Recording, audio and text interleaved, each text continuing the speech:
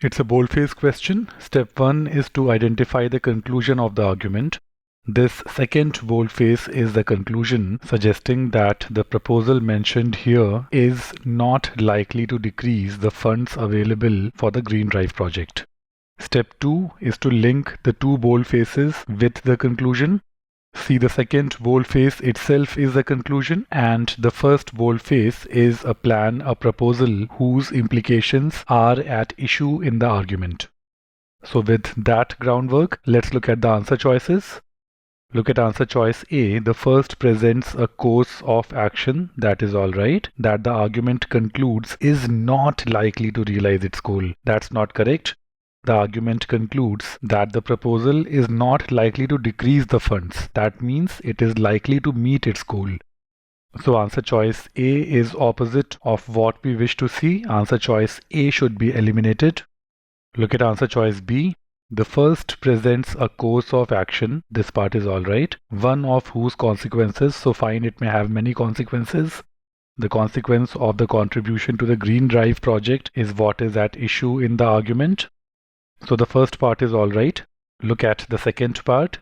The second is the conclusion that the argument reaches regarding that consequence. This is as good as it gets. We know that the second boldface is the conclusion that this proposal here will not lead to a decrease in the funds available for the Green Drive project.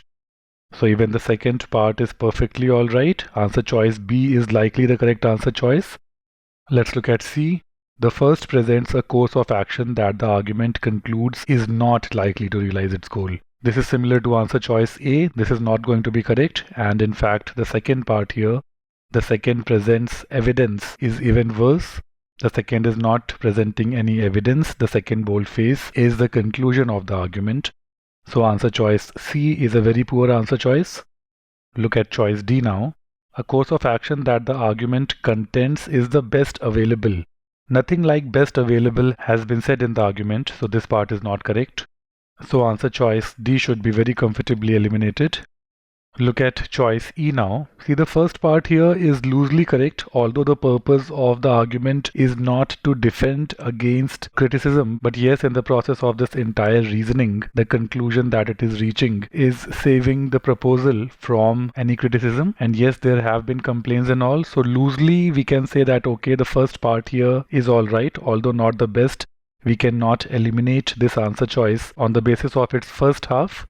The first half here is loosely alright. Look at the second part here. The second is that criticism. No, second is not the criticism. If part A is correct, then the second is in fact that defense. It is not the criticism. The second part here, the second part is the defense, the conclusion that will help the proposal against the criticism. So the second part here is absolutely wrong, and therefore answer choice E can be eliminated. Let's confirm answer choice B once. We know the second part is the conclusion, and therefore no doubt about this second part here. So this is all right. And the first part presents a course of action, one of whose consequences is at issue in the argument. Which consequence? The consequence of matching the funds regularly raised for the Green Drive project. Everything about B is all right. B is the best answer choice.